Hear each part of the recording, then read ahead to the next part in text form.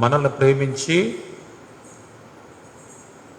వారి కృపలో జ్ఞాపకం చేసుకొని కలవరి శిలువ ఆధ్యాత్మిక ధ్యానాల్లో 4వ మెట్టులోనికి ప్రభువారు నడిపించారు. ఈ 4వ దిన కలవరి శిలువ ఆధ్యాత్మిక ధ్యానాలని కొనసాగించుకుంటూ పరిశుద్ధ జీవ గ్రంథములో మత్తయి సువార్త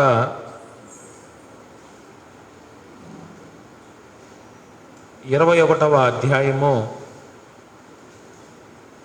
42 నుండి 44 దాకున్న లేఖన భాగాల్ని ధ్యానం చేద్దాం. మత్తయి సువార్త 21వ అధ్యాయము 42 నుండి 44 దాకున్న లేఖన భాగాల్ని ధ్యానం చేద్దాం. యేసు వారిని చూచి, ఇల్లు కట్టు వారు నిషేధించిన రాయి తలకు మూలకు తలరాయి ఆయను. ఇది ప్రభు వలన కలిగెను. ఇది మన కన్నులకు ఆశ్చర్యము అను మాట మీరు లేఖనముల్లో ఎన్నడూను చదవలేదా? కాబట్టి దేవుని రాజ్యం మీ యొద్ద నుండి తొలగింపబడి దాని ఫలమిచ్చు జనులకియబడునని మీతో చెప్పుచున్నాను. మరియు ఈ రాతి మీద పడువాడు తునకలైపోవును గాని అది ఎవని మీద పడునో వానిని నలిచేయునో. చిన్న ప్రార్థన చేద్దామండి. ఈ లేఖన భాగాల ద్వారా ప్రభువారు మాట్లాడలాగున చిన్న ప్రార్థన చేద్దాం. పరిశుద్ధుడైన తండ్రి, ఘనమైన కృపానిధిగు దేవా, వందనాలు, స్తోత్రాలు. ఘననిధి, మిమ్మల్ని స్తుతిస్తున్నాం. మా ఆధార శిల మీకు వందనాలు, స్తుతులు, స్తోత్రాలు చెల్లిస్తున్నాం.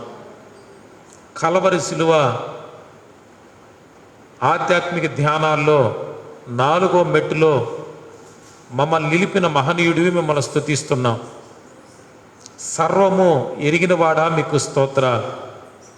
కలవరి శిలువ ఆధ్యాత్మిక ప్రయాణములో, పరమ నూతన యెరూషలేం ఆధ్యాత్మిక ప్రయాణములో మా వెన్నుంటి నడిపిస్తున్న దేవుడా, మిమ్మల్ని స్తుతిస్తున్నాం.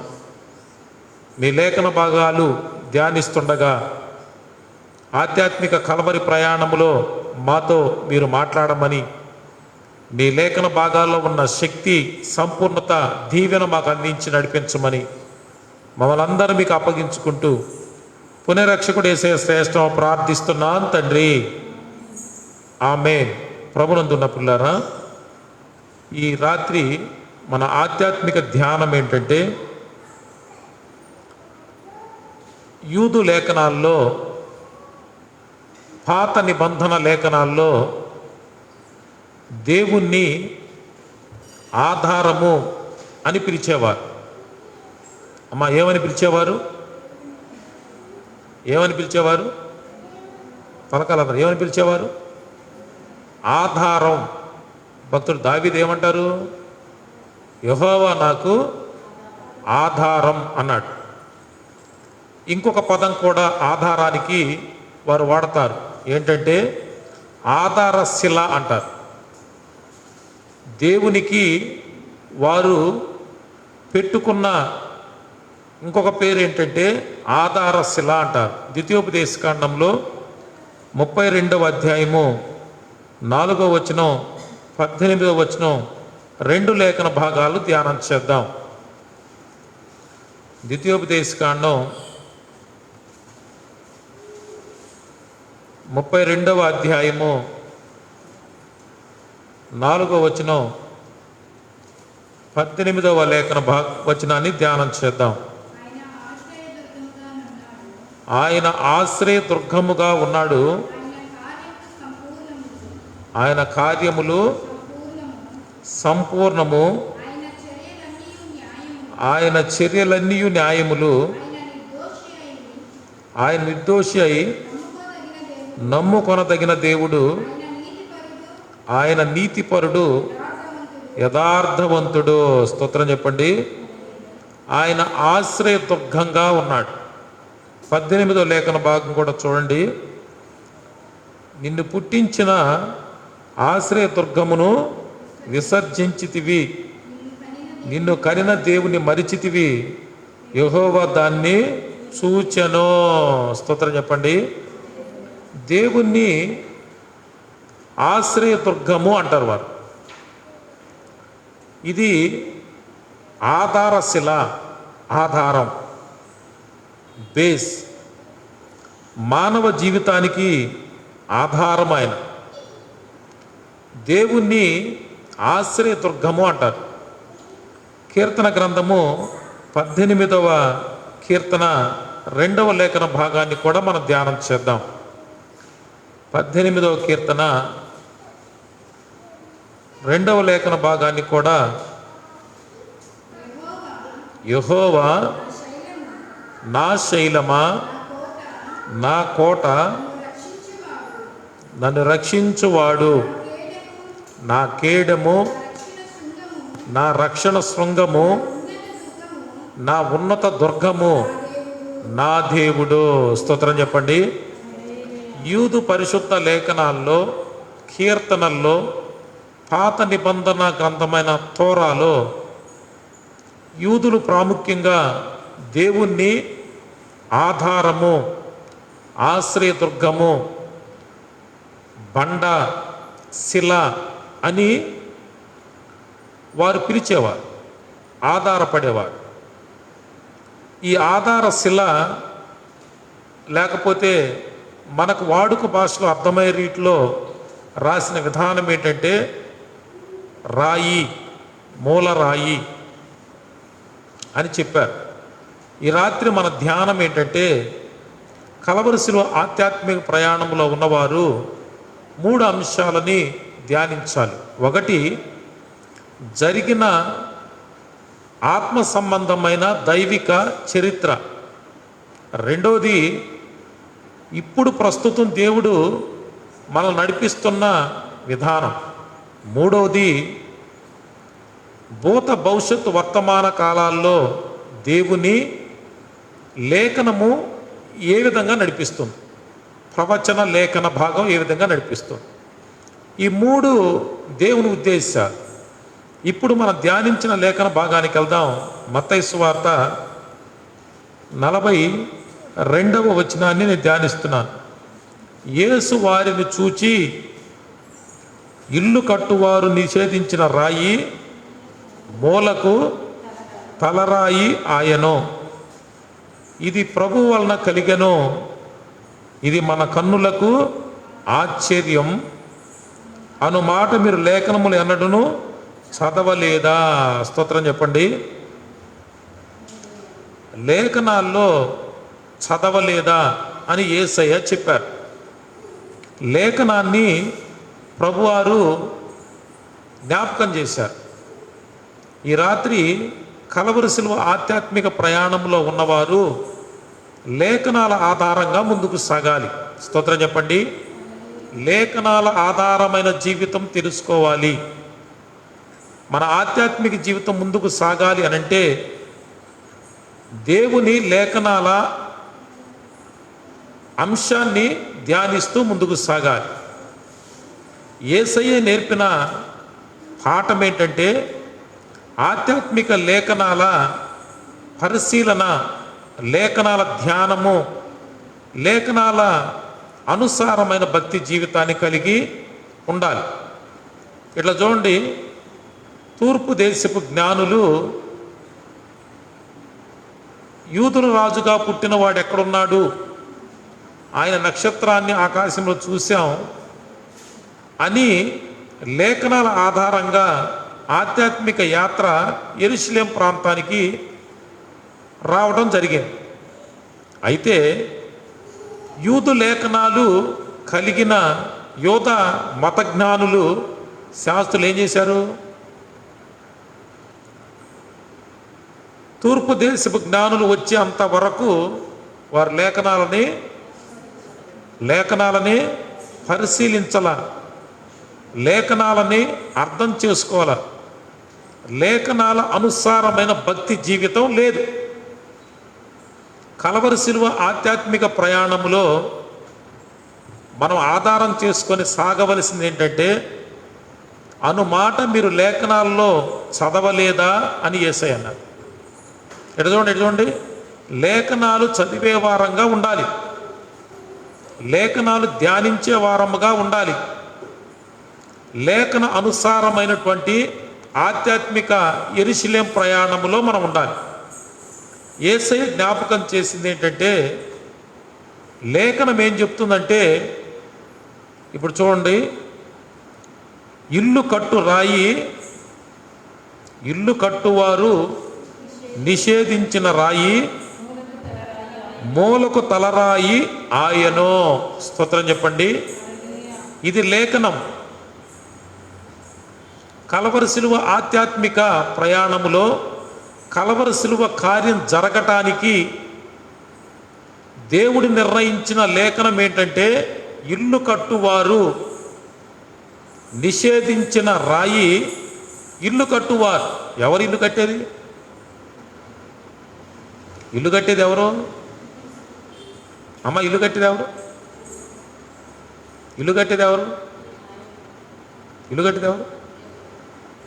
దేవుడు కడతాడు ఇలా. రాత్రి ఈ లేఖనాన్ని కొనసాగింపుగా ఊరికి అట్లా ధ్యానించి ముందుకు ఆగిపోయాం. దేవుని కుమారుడైన, సజీవుడైన దేవుని కుమారుడే ముఖ్యమైన మూలరాయి ఉండగా,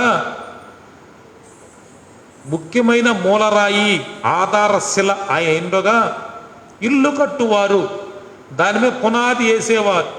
ఎవరు వేస్తున్నారు పునాది? మొట్టమొదటగా పునాది వేయమని ఎవరిని పిలిచాడు? యూదుల్ని పిలిచాడు. అమ్మ, ఎవరిని పిలిచాడు? యూదుల్ని పిలిచాడు. యోహాను సువార్త 1వ అధ్యాయము 13వ వచనం.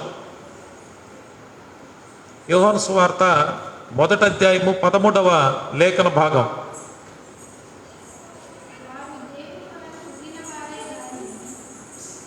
యోహాను సువార్త 1వ అధ్యాయం 13వ వచనం. దేవుని వలన పుట్టిన వారే గాని రక్తము వలనైనను, శరీరిచ్చ వలనైనను, మనుషేచ్ఛల వలనైనను పుట్టినవారు కాదు. 11వ లేఖన భాగం చదవండి. ఆయన తన స్వకీయుల యొద్దకు వచ్చెను, ఆయన స్వకీయులు ఆయన్ను అంగీకరింపలేదు. ఇల్లు కట్టువారు యోధా సమాజపు పెద్దలు. యోధా సమాజంలో ఉన్న శాస్త్రులు, పరిసయ్యులు, ఆత్మ సంబంధమైన మతనిష్ట కలిగినటువంటి వారు యూదులు. యోహాను గారి లేఖన భాగాన్ని పరిశుద్ధ ఆత్మ పూర్ణుడుగా, లేఖన అనుసారంగా పరిశుద్ధ ఆత్మ దేవుడు అనుగ్రహించినందువలన ఈ లేఖనం ఉంది. ఈ లేఖనం మీద అనేక మత యుద్ధాలు జరిగినాయి. ఏం జరిగినాయి? మత యుద్ధాలు జరిగినాయి. యూదులు యేసుని తిరస్కరించారు. స్వకీయులు ఆయన తన స్వకీయుల యొద్దకు వచ్చెను, కానీ వారు ఆయన్ని అంగీకరించలేదు. ఇల్లు కట్టువారే ఆధారశిలైన యేసుని నిషేధించారు. ఇక్కడ చూడండి, ఇల్లు కట్టువారు నిషేధించిన రాయి యేసు. ఈ రాత్రి మన ఆధ్యాత్మిక పాఠం ఏంటంటే, ఆ ఇల్లు కట్టు వారి జాబితాలో యేసు మనల్ని కూడా తీసుకొచ్చాడు. ఆ ఇల్లు కట్టేటువంటి గుంపులో మనల్ని కూడా తీసుకొచ్చాడు.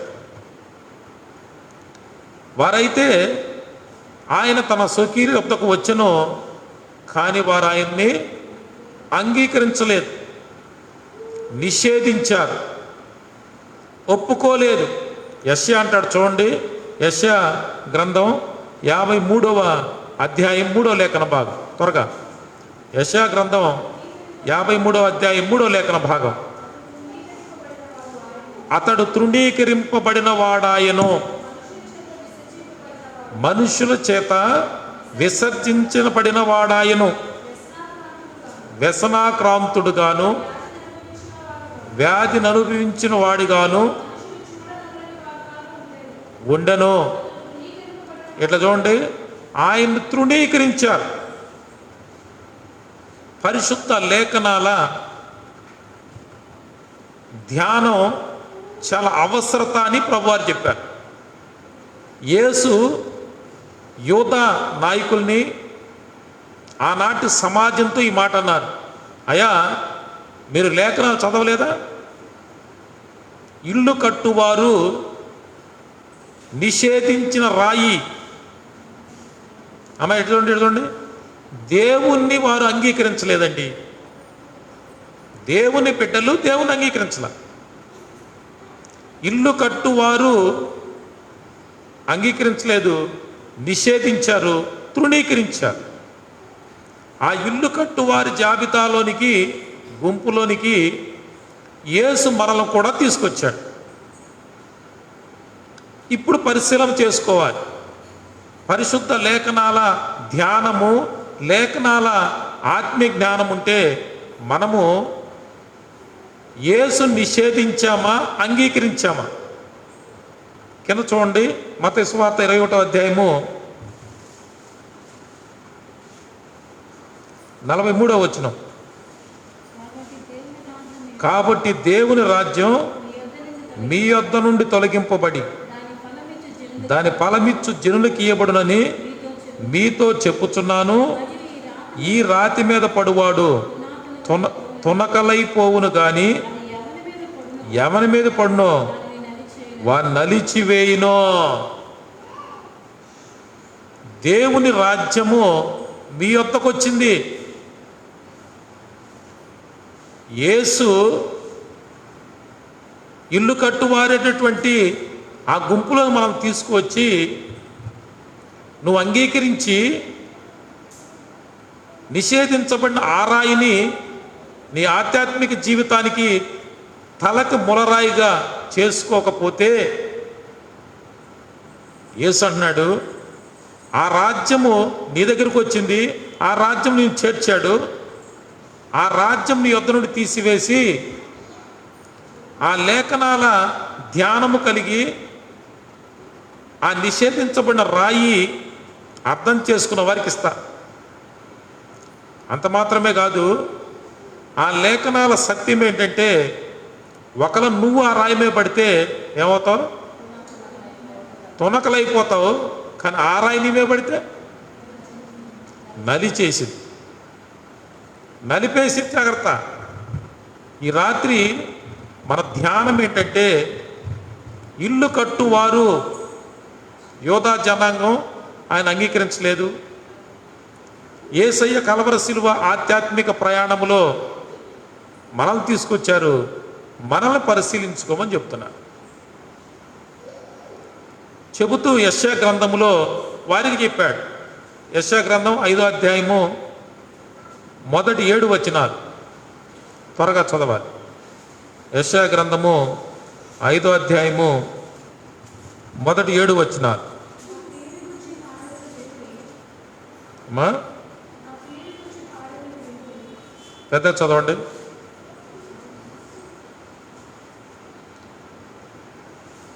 పెద్ద చదవండి. నా ప్రియుని గురించి పాడిదని వినుడి, ద్రాక్ష తోటను కట్టి నాకు ఇష్టమైన వాడిని గురించి పాడుతూ వినుడి, సత్తు కలిగినటువంటి కొండ మీద ద్రాక్ష తోట ఉండెను, ఏరి నాటించను, దాని మధ్య బురుజు ఒకటి వేయించి ద్రాక్ష తొట్టిను తొలిపించెను. ఎదురు చూచుండెను గాని అది కారు ద్రాక్షాలు కాసెను. యెరూషలేము నివాసులారా, యోధావారులారా, నా ద్రాక్ష తోట విషయం నాకు న్యాయం తీర్చవలనని మేము వేడుకొనుచున్నాను.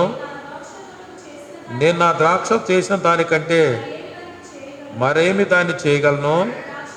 ఆ ద్రాక్ష పండ్లు కాయ నేను కనిపెట్టినప్పుడు కారు ద్రాక్షలు కాయడు కారణమేమి? ఆలోచించుడి. నేను నా ద్రాక్ష తోట చేయబో కార్యం మీకు తెలియజెప్పేదను. స్తోత్రం చెప్పండి. ద్రాక్ష తోట యోధా జనాంగం, ఇల్లు కట్టేవారు. దేవుడు ఆ తోట యజమాని. అన్ని రకాల సదుపాయాలతో ఈ వ్యవసాయకుడు ద్రాక్ష తోట నాటించాడు. అవి ఏం కాయలు కాసినాయట? కారు ద్రాక్షాలు. కారు ద్రాక్ష దేనికి సాదృశ్యం అంటే తిరస్కారానికి, అవిధేయతకి, నిరుపయోగమైనటువంటి భక్తి, దైవ సంబంధమైన ఆధ్యాత్మిక భక్తి కాదు. ఇది యోధా జనాంగం గురించి కారు ద్రాక్షాల అనుభవాన్ని చెప్పాడు. ఎందుకంటే ఇల్లు కట్టువారు అంగీకరించలేదు, నిషేధించారు, తృణీకరించారు. తృణీకరణకు గురైనటువంటి అనుభవం. ఈ రాత్రి ఆ లేఖన భాగాలను పరిశీలించమంటున్నాడు. అన్య జనాంగం గురించి కూడా చెప్తూ లూకాసు వార్త చూడండి. లూకాసు వార్త 13వ అధ్యాయము 6 నుంచి 9. లూకాసు వార్త 13వ అధ్యాయము 6 నుంచి 9 వచనాలు చూడండి త్వరగా. మరియు ఉపమానము చెప్పెను, నాటబడి ఉండెను, ఏమీ దొరకలేదు. కనుక ఇదిగో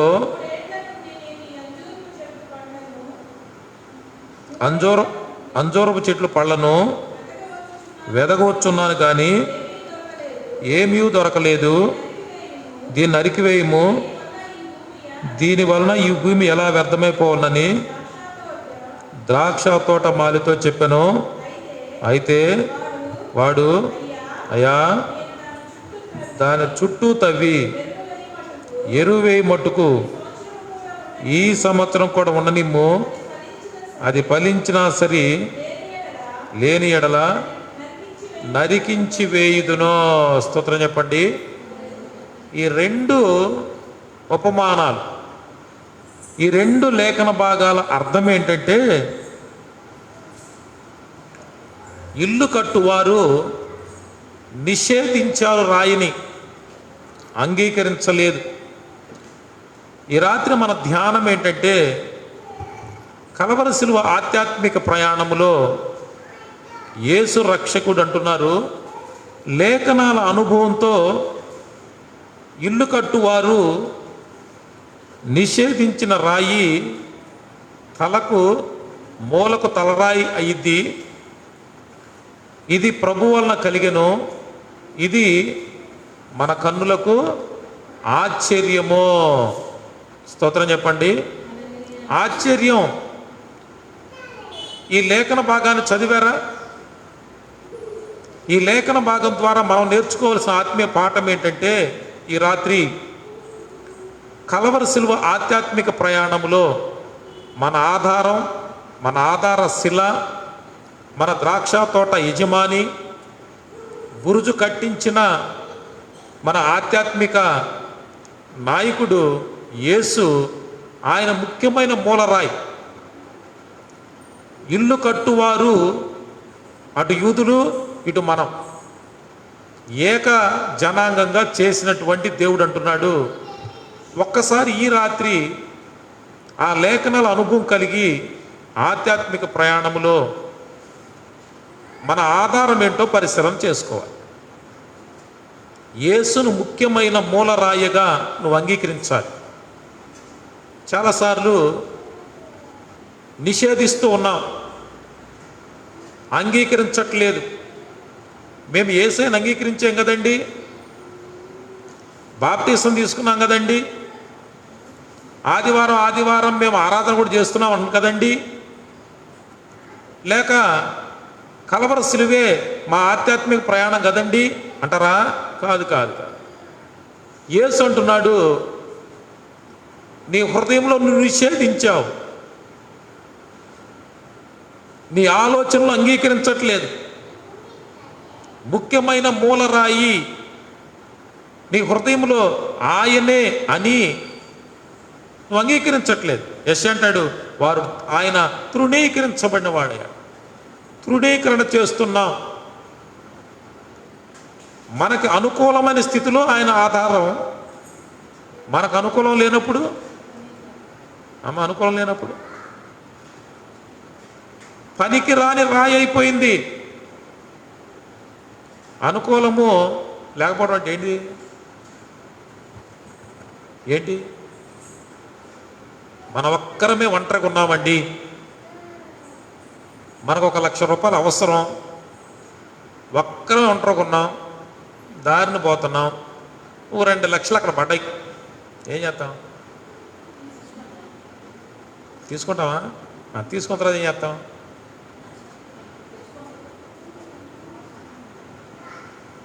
ఏం చేస్తాం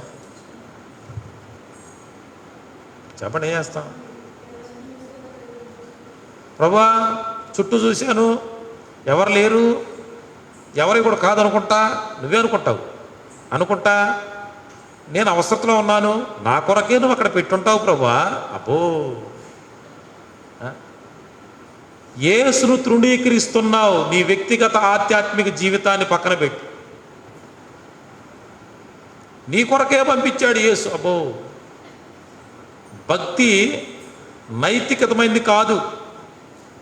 భక్తి నైతిక ప్రవర్తన మీద ఆధారపడి ఉండదు. యూదులు నైతిక ప్రవర్తన మీద భక్తి కట్టాలని ప్రయత్నం చేశారు. అందుకే యేసయ్య అన్నాడు, ఇల్లు కట్టేవారు నన్ను అంగీకరించలేదు. నైతికమైన భక్తి కాదు కలవర సిలువ ఆధ్యాత్మిక ప్రయాణం. చాలాసార్లు సాక్ష్యాలు చెప్తూ ఉంటారు సంఘాల్లో, యేసు ప్రభువారు నాకు రోగాన్ని తీసివేశాడండి, లేకపోతే నాకు ఫలానా సమస్యలో సహాయం చేశాడండి అని సాక్ష్యం చెప్తుంటారు. నైతిక సాక్ష్యాన్ని దేవుడు అంగీకరించడు.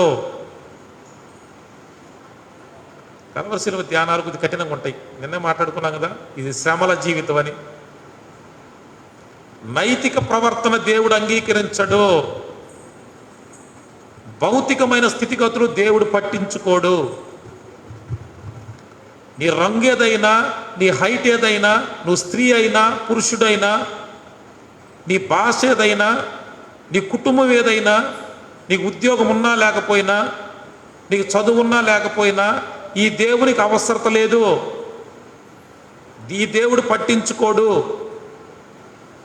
నైతిక ప్రవర్తన దేవునికి అవసరం లేదు. ఎందుకంటే నైతికంగా మనంతా చాలా మంచివాళ్ళు కనపడతాం, అంతేనా? నైతికంగా మనంతా మంచివాళ్ళం. అందుకే భక్తులు ప్రసంగి అంటాడు, ఎవరి ప్రవర్తన వారికి ఎట కనపడదట చెప్పండి, మంచిగా ఉంటుంది. నిన్న ఒకడు వచ్చాడు, అంతకుముందు తెలుసు నాకు అతను, వాళ్ళ నాన్నగారు తెలుసు, వాళ్ళ అమ్మగారు తెలుసు, ఆ అబ్బాయి తెలుసు. వాళ్ళ నాన్నగారు చాలా మంచివాడు అంతకుముందు, వాళ్ళ అమ్మగారు తెలుసు. నిన్న తాగి వచ్చాడు.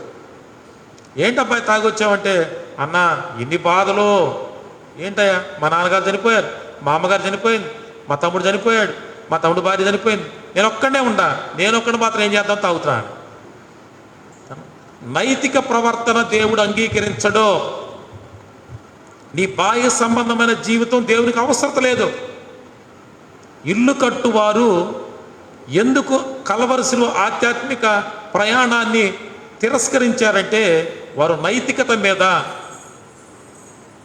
భక్తిని చెయ్యాలని ప్రయత్నించారు, అందుకే అంగీకరించలేదు. కిందే అంటాడు యోహాను గారు, చూడండి 12వ వచనం, యోహాను సువార్త 1వ అధ్యాయం 12వ వచనం.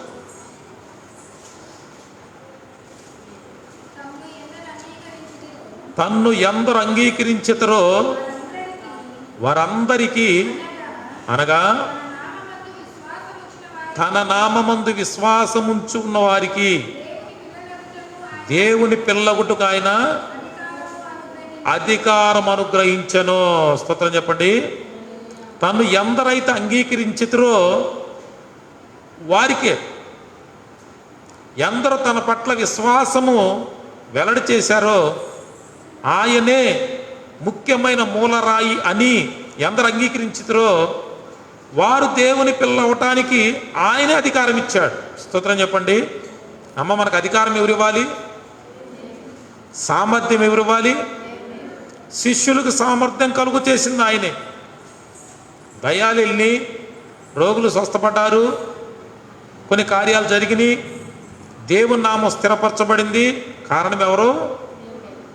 ఆయనే ముఖ్యమైన మూలరాయి. అందుకే పౌలు అన్నాడు, అయ్యా యేసే ముఖ్యమైన మూలరాయి అయి ఉండగా అపోస్తులు వేశారు పునాది, ప్రవక్తలు వేశారు, ఆ తర్వాత భక్తులు వేశారు, కడుతున్నారు. కానీ మూలరాయి ఏంటి? క్రీస్తే.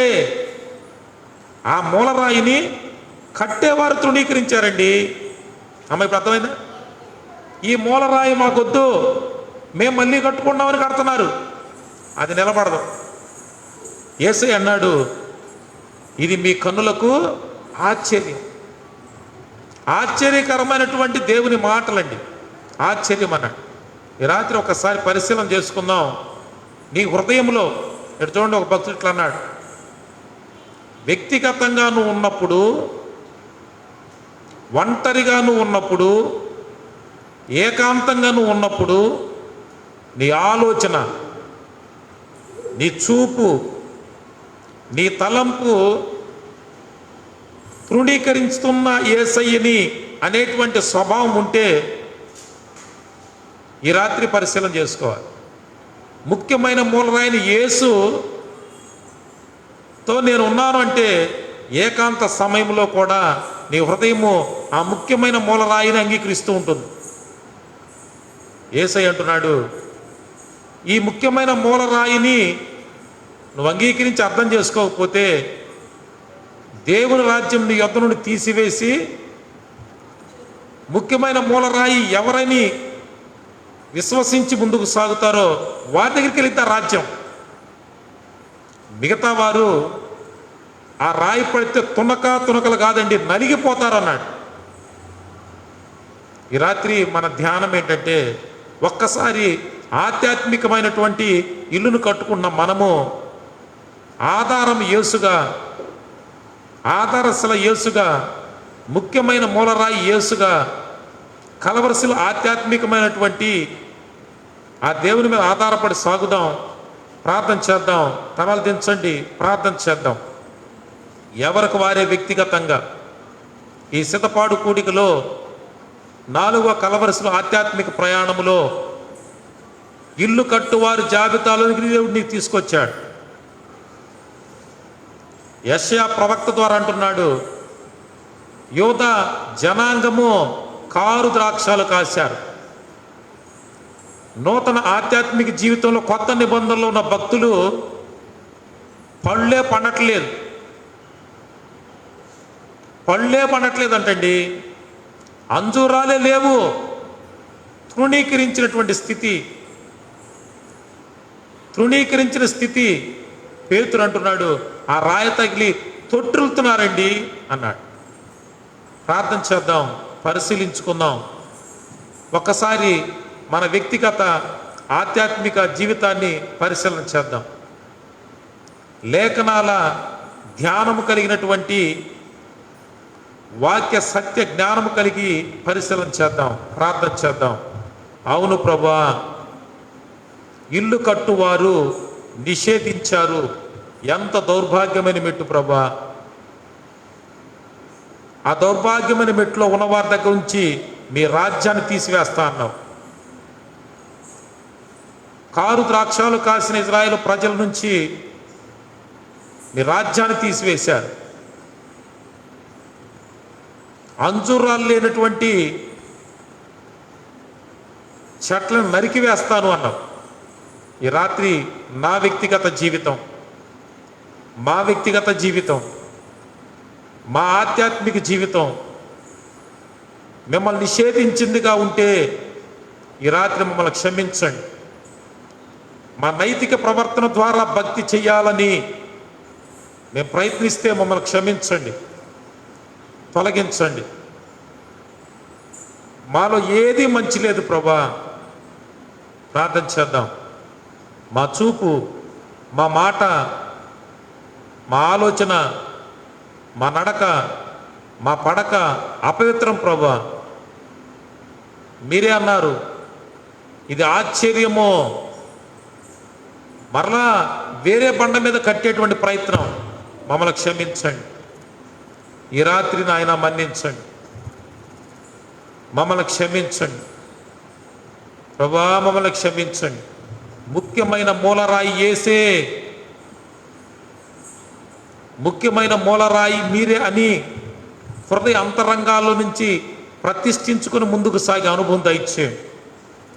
పేతురు ఒప్పుకున్నారయ్యా, నేను పాపాత్ముణ్ణి, నువ్వు సజీవుడైన దేవుని కుమారుడైన క్రీస్తువి అన్నాడు. ఆ వాక్యం అనే లేఖనం అనే బండ మీద మీ సంఘాన్ని స్థాపిస్తా అన్నారు ప్రభా.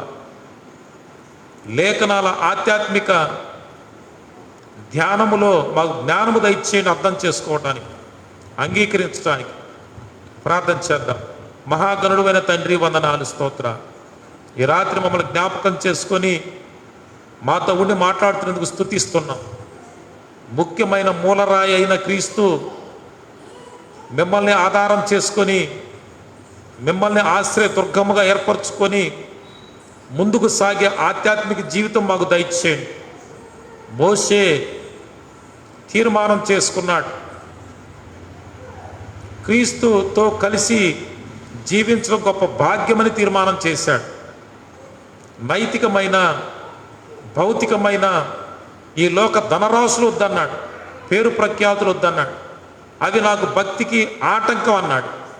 ఈ రాత్రి వాటి ద్వారా మేము భక్తి చేయాలని ప్రయత్నిస్తే క్షమించండి. మా పంచేంద్రియాల ద్వారా భక్తి చేయాలని ప్రయత్నిస్తే క్షమించండి. మా ఆలోచన ద్వారా భక్తి చేయాలని నాయన ప్రయత్నిస్తే క్షమించండి. మా హృదయంలో, తలంపుల్లో, ఊహల్లో ముఖ్యమైన మూలరాయిన క్రీస్తుని ఆధారం చేసుకొని, క్రీస్తు పరిశుద్ధ లేఖనాలను ఆధారం చేసుకొని ఆధ్యాత్మిక కలవరసిలో ప్రయాణంలో ముందుకు సాగడానికి సహాయం దయచేయండి. చేసుకున్న తీర్మానంలో నాయన ప్రతి బిడ్డను స్థిరపరచమని మమ్మల్ని అందరూ మీకు అప్పగించుకుంటూ పునరక్షకుడు యేసయ్య శ్రేష్టం ప్రార్థిస్తున్నాను తండ్రి. ఆమె దీవింతలు. తండ్రి దేవుని దయ, ఆయన కుమారుడు పునరక్షకుడు యేసు ప్రభువారి మహాకృప, పరిశుద్ధాత్మ దేవుని అన్నిన సహవాసము, సమాధానం సదాకాలం ప్రభువారి కృపనిచ్చి దీవించి ఆశీర్వదించి పంపించును గాక. ఆమేన్, ఆమేన్, ఆమేన్. మా వదనాలు. ప్రత్యేకమైన ప్రకటన ఏంటంటే ఈరోజు శనివారం సిద్ధపాడు కూడిక.